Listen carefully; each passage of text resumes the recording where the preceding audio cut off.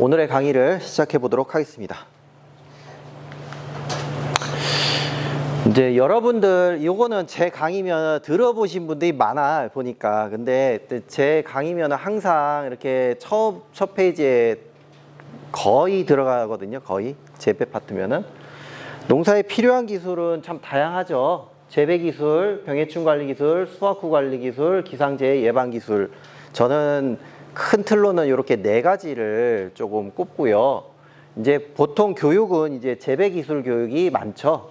아까 말씀하신 전정이라든지 결실 관리, 토양 관리, 그리고 또 여러분들이 가장 좀 관심이 많으신 이제 병해충 관리 기술. 그리고 블루베리는 또 특히나 또 유통 과정에서 유통을 좀 잘 하셔야지, 나중에 이제 재배해 보신 분들은 아시겠지만은 유통 관리를 좀 잘 하셔야지 품질이 유지되는 기간이 매우 짧기 때문에 거기에 대해서 또 특히나 수확할 때 여러분들이 좀 조심하셔야 될 것들이 많기 때문에 그거에 대해서도 좀 한 파트로 크게 나눠져 있습니다. 그리고 기상재해 예방은 사실 뭐 블루베리 뿐만이 아니죠. 모든 그 과종들이 다 마찬가지로, 그러니까 과수는 영년생 작물이고 그 여러 해살이 작물이다 보니까 그 해 기상에 따라서 여러 가지 영향을 끼칩니다. 생산량이라든지 병해충이라든지. 아마 재배를 오래 하신 분들은 다 아실 거예요.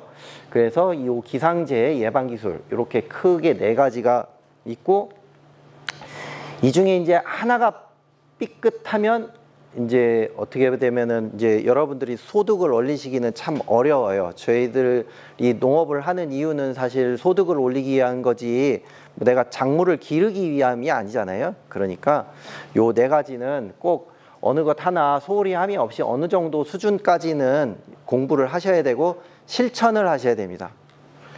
거기에 이제 들어가기 전에 말씀을 드렸고요. 일단 순서는 현황 그리고 토양 관리에 대해서 이렇게 설명드리도록 하겠습니다. 블루베리 산업은 전체적으로 그 생산 면적은 답보 상태인데 생산자 수는 늘어나고 있어요. 무슨 말이에요? 아직까지 외국처럼 대규모로 이렇게 농사를 지시는 분들이 지극히 드물다는 거예요. 블루베리가. 예, 소규모 농업인들이 많으시다.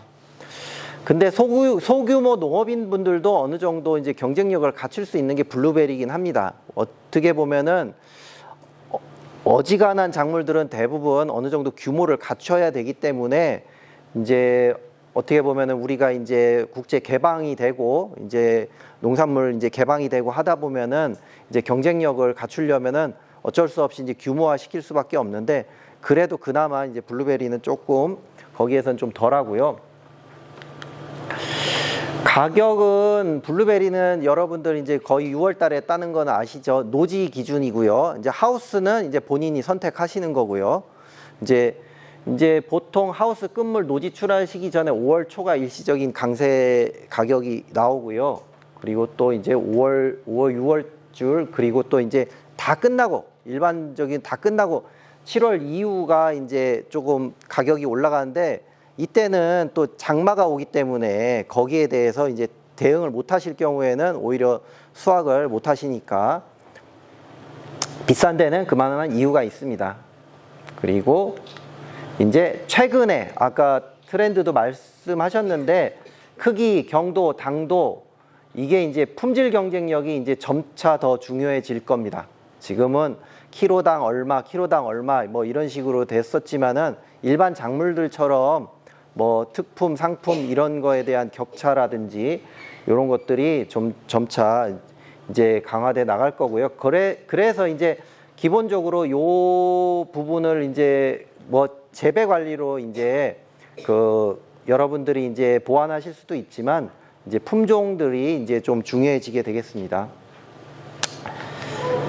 그리고 갑자기 왜 사과나무가 나왔냐 하면은 블루베리 나무의 특징에 대해서 한 가지만 조금 설명을 드리고서 지나가려고 하는 거예요. 이게 이제 사과나무지만 이제 일반적인 나무의 형태라고 보시면 돼요. 이게 이제 주간이고 옆에 이제 측지가 나오고 측지에서 이제 결과지를 만드는, 그게 이제 일반적인 그 수순이라고 하면, 블루베리는 요 뿌리에 있는 요 뭉쳐져 있는 크라운 부분이 이게 일반 나무의 이 주간이라고 보시면 됩니다. 그래서 이 여러분들 뭐 다른 작목을 해보신 분들은 잘 아시겠지만 이 주간부가 손상되면은 나무가 죽는 거죠. 그리고 또 요 주간부를 어떻게 관리하느냐에 따라서 전체적으로 이 나무 전체에서 수확량을 얼마를 확보할 수 있느냐, 그게 결정되는 거거든요. 그래서 블루베리는 요 뿌리 있는 요 부분, 이 크라운이라는 요 부분 쪽을 관리를 하시는 것이 나무에 있어서는 이 원줄기를 관리하는 것과 똑같다. 그래서 이 부분을 잘 관리해 주셔야 된다는 거고, 여기서 이게 나온 가지들은 뭐냐? 가지들은 일반 나무에서 보시면은 옆으로 나온 측지 같은 것들이라고 보시면 돼요. 그래서 얘네들은 쓰다가 갱신해서 잘라버리고, 쓰다가 갱신해서 잘라버리고, 그런 식으로 나무가 쇠퇴하면은 자꾸 갱신을 해줘야 되는. 그러니까 나무 가끔 그렇게 저희가 이제 현장에 돌아다니다 보면 위에 있는 가지, 그러니까 줄기를 이제 영구지로 생각을 하시고 좀 늙게 오래 내비두시는 분들이 있는데, 그거 한 7년에, 수명이 7년에서 한 8년 정도 되거든요. 그러니까 그 이후에는 잘라 도태를 시키셔야 돼요. 근데 그 잘라서 도태를 시키시는 거를 미리 생각을 안 해두시면, 아마 일반 나무들 길러보신 분들은 아실 거예요. 하나가 세력이 큰 놈이 있으면 옆에 측지들 못 크고 안 나옵니다. 그거랑 똑같아요. 옆에 이거 큰 놈을 하나 잘라 주셔야지, 그래야지 옆에서 이제 측지들이 다시 새 가지들이 나와서 거기서 새로운 결실을 맺는 것처럼 블루베리는 주기적으로 줄기를 갱신을 해 주셔야 된다. 그리고 그 일반 나무에서 있어서의 주간, 그러니까 영구지 개념은 요 뿌리 있는 요 부분이다. 요거를 조금 인지를 해주고 가시면 좋겠습니다. 그래, 블루베리는 전망은 어떻게 될까? 기본적으로 요거는 이제 블루베리 이제 입문하시는 분들은 다 어느 정도 인지를 하고 계시죠. 이제 뭐 세계 10대 푸드로 이제 선정된 거가 있었고, 이제 친환경 재배가 가능한 과일.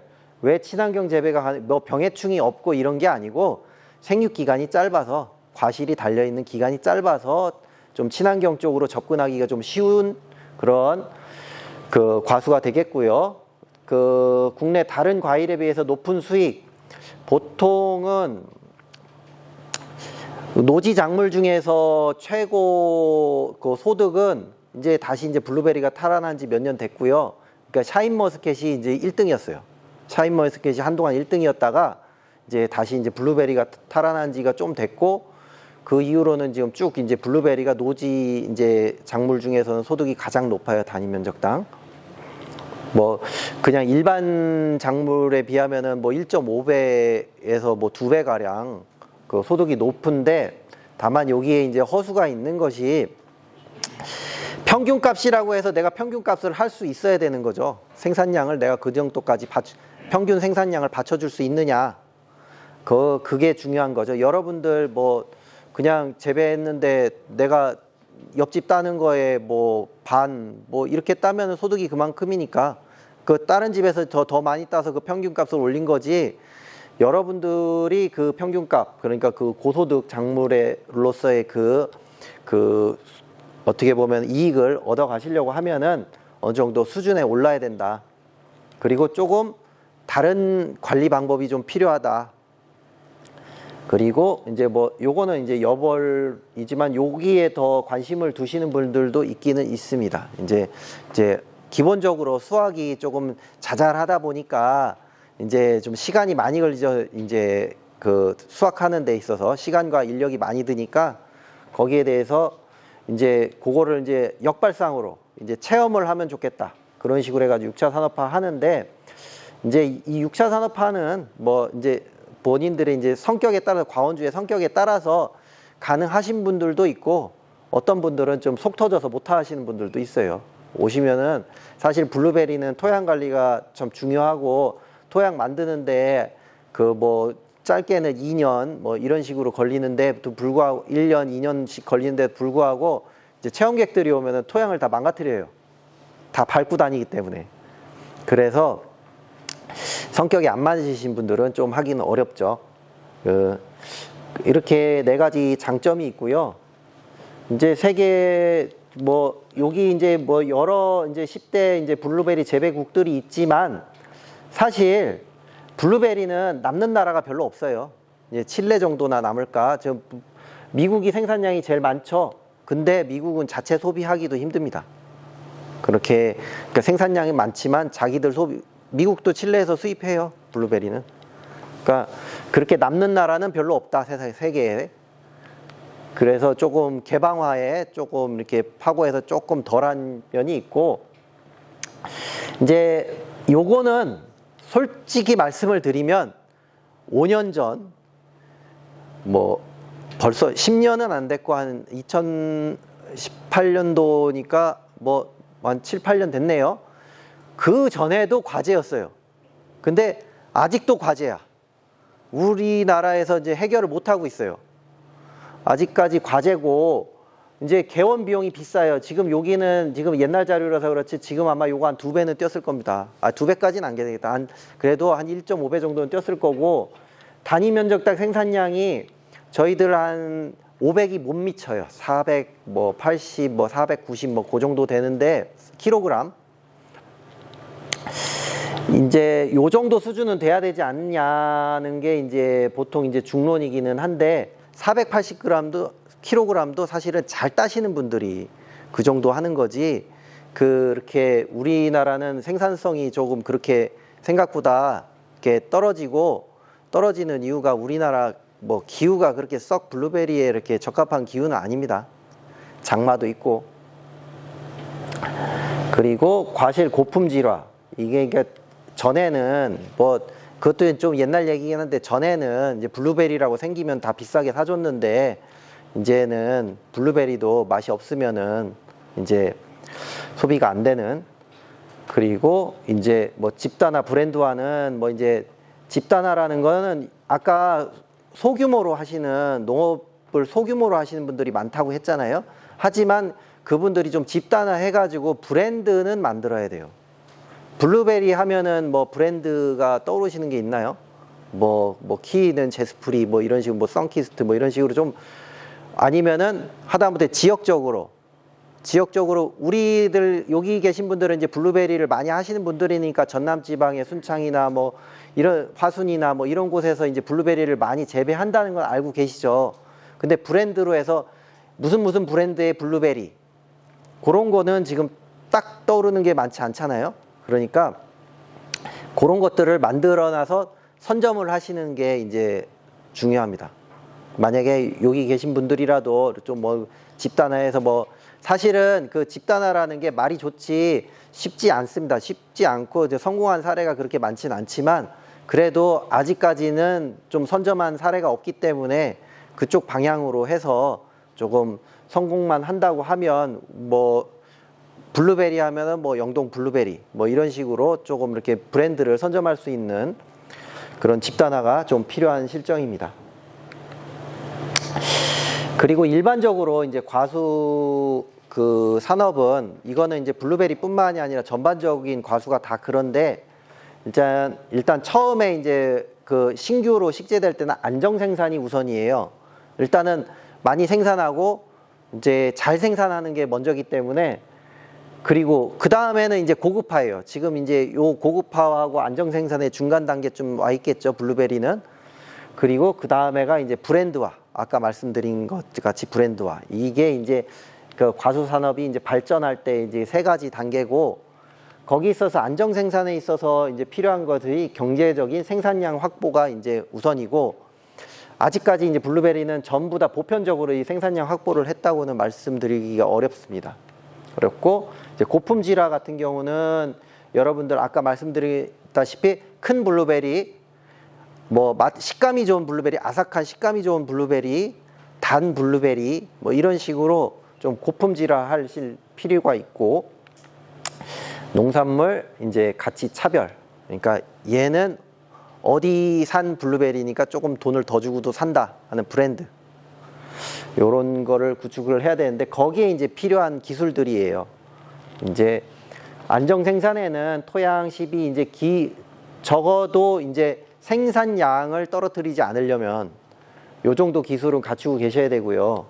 이제 그 이후에 이제 내가 이제 좀 더 좋은 블루베리를 따고 싶으시다고 하면 거기에는 이제 이런 기술들이 들어가야 됩니다. 거기서 이제 브랜드화는 여러 번 설명드렸으니까 요건 넘어가도록 할게요. 그러니까 이 선별 마케팅 뭐 요런 쪽 부분에 있어서 여러분들이 힘을 모아야 되는데 그렇게 집단화하기가 쉽지는 않아요. 아마 성공 사례는 제가 알고 있기로는 그 전까지는 파프리카가 유일했었는데 블루베리에서도 최근 들어서는 조금 이제 그렇게 하려고 하는 움직임들이 좀 있는 것 같습니다. 그리고 오늘은 이제 그 중에서도 토양에 대해서 말씀드릴 거예요.